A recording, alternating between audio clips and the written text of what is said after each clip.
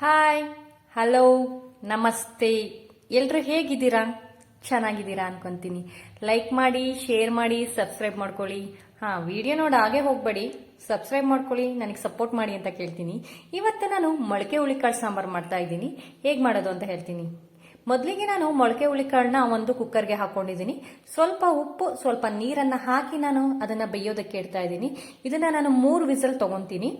ಇನ್ನ ಈ ಕಡೆ ನಾನು ಒಂದು ಮಿಕ್ಸಿ ಜಾರಿಗೆ ಒಂದು 3 ಟೇಬಲ್ ಸ್ಪೂನ್ ಅಷ್ಟಿದೆ ಅದು ಕಾಯಿ, ಅದನ್ನ ಹಾಕೊಂಡಿದ್ದೀನಿ. 2 ಈರುಳ್ಳಿನ ಹಾಕೊಂಡಿದ್ದೀನಿ. ಹಾಗೆ 2 ಟೊಮೊಟೊ, 1 ಇಂಚು ಶುಂಠಿ, ಹಾಗೆ ಖಾರಕ್ಕೆ 2 ಸ್ಪೂನ್ ಅಷ್ಟು ಅಚ್ಚ ಖಾರದ ಪುಡಿನ ಇಲ್ಲಿ ಹಾಕೊಂತಾ ಇದ್ದೀನಿ. ಖಾರ ಹೆಚ್ಚಿ ಕಮ್ಮಿ ಮಾಡ್ಕೊಬಹುದು ಕಣ್ರಿ. ನಿಮಗೆ ಖಾರ ಜಾಸ್ತಿ ಬೇಕು ಅಂದ್ರೆ ಇನ್ನೊಂದು ಅರ್ಧ ಸ್ಪೂನ್ ಜಾಸ್ತಿ ಹಾಕೊಳ್ಳಿ, ಕಮ್ಮಿ ಬೇಕು ಅಂದ್ರೆ ಒಂದು ಅರ್ಧ ಸ್ಪೂನ್ ಕಮ್ಮಿ ಮಾಡ್ಕೊಳ್ಳಿ. ಹೀಗೆ ಮಾಡಬೇಕು ಅಂತ ಏನಿಲ್ಲ, ನಿಮ್ಮ ಟೇಸ್ಟಿಗೆ ತಕ್ಕಂಗೆ ಬದಲಾವಣೆಗಳು ಖಂಡಿತವಾಗ್ಲೂ ಮಾಡ್ಕೊಬಹುದು. ಇನ್ನು 1/4 ಸ್ಪೂನ್ ಅಷ್ಟು ಧನಿಯಾ ಪುಡಿ ಹಾಕಿದ್ದೆ, 2 ಇಂಚು ಚಕ್ಕೆ ಮತ್ತೆ ಲವಂಗ, ಇಷ್ಟನ್ನು ಹಾಕಿ ನಾನು ಮಸಾಲೆಗೋಸ್ಕರ ಚಕ್ಕೆ ಮತ್ತೆ ಲವಂಗನ ಹಾಕ್ತಾ ಇದ್ದೀನಿ. ಇಷ್ಟೇ ನಾನು ಮಸಾಲೆ ಯೂಸ್ ಮಾಡ್ತಿರೋದು, ಮತ್ತೆ ಯಾವುದೇ ರೀತಿ ಗರಂ ಮಸಾಲ ಯೂಸ್ ಮಾಡ್ತಿಲ್ಲ. ಅಷ್ಟನ್ನು ಹಾಕಿ ನಾನು ಚೆನ್ನಾಗಿ ಫೈನ್ ಆಗಿ ಪೇಸ್ಟ್ ಮಾಡ್ಕೊಂಡಿದ್ದೀನಿ.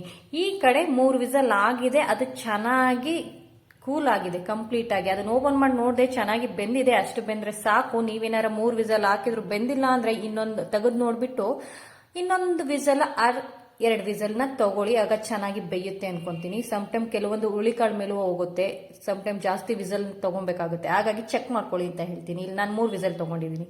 ಇನ್ನು ಈ ಕಡೆ ಒಂದು ಪಾತ್ರೆಗೆ ನಾನು 1 ಸ್ಪೂನ್ ಅಷ್ಟು ಆಯಿಲ್ ಹಾಕಿ ಬಿಸಿ ಇಟ್ಟಿದ್ದೆ. ಅದೊಂದು ಸ್ವಲ್ಪ ಬಿಸಿ ಹಸಕ್ನೆ ಸಾಸಿವೆ, ಕರ್ಬೇವು, ಈರುಳ್ಳಿನ ಈ ರೀತಿ ಉದ್ದುದ್ದವಾಗಿ ಕಟ್ ಮಾಡ್ಕೊಂಡಿದ್ದೆ.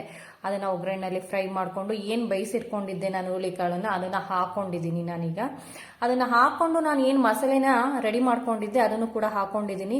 ಜಾರಿಗೂ ಕೂಡ ನಾನು ಸ್ವಲ್ಪ ನೀರನ್ನ ಹಾಕಿ ಅದೇ ನೀರನ್ನ ಬಗ್ಗಿಸ್ಕೊಂಡಿದ್ದೀನಿ.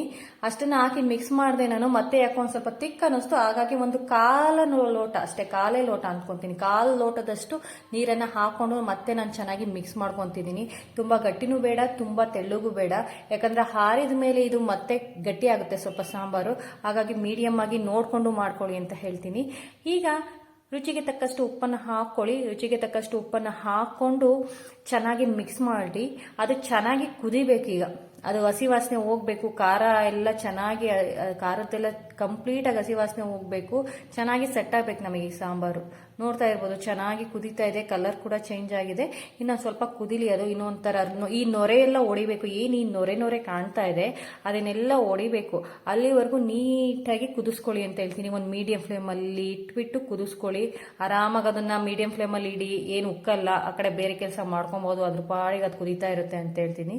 ನಿಧಾನವಾಗಿ ಕುದಿಸ್ಕೊಳ್ಳಿ. ಆ ಸ್ಮೆಲ್ಲು ಹೋಗ್ಬೇಕು. ಹಸಿ ವಾಸನೆ ಹೋದಾಗ, ಆ ಹಸಿ ವಾಸನೆ ಹೋಗಿ ಮೊಳಕೆ ಹುಳಿಕಾಳು ಸಾಂಬಾರ್ ಸ್ಮೆಲ್ ಬರಕ್ಕೆ ಸ್ಟಾರ್ಟ್ ಆಗುತ್ತೆ. ಅಲ್ಲಿವರೆಗೂ ಕುದಿಸ್ಕೊಳ್ಳಿ ಅಂತ ಹೇಳ್ತೀನಿ.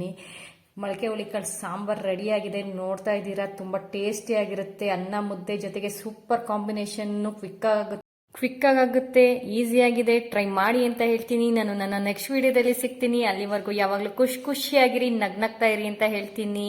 ಈ ನನ್ನ ರೆಸಿಪಿ ನಿಮ್ಗೆ ಇಷ್ಟ ಆಗಿದ್ರೆ ಲೈಕ್ ಮಾಡಿ, ಶೇರ್ ಮಾಡಿ, ಸಬ್ಸ್ಕ್ರೈಬ್ ಮಾಡ್ಕೊಳ್ಳಿ ಅಂತ ಹೇಳ್ತೀನಿ. Thank you for watching my video. Thank you so much.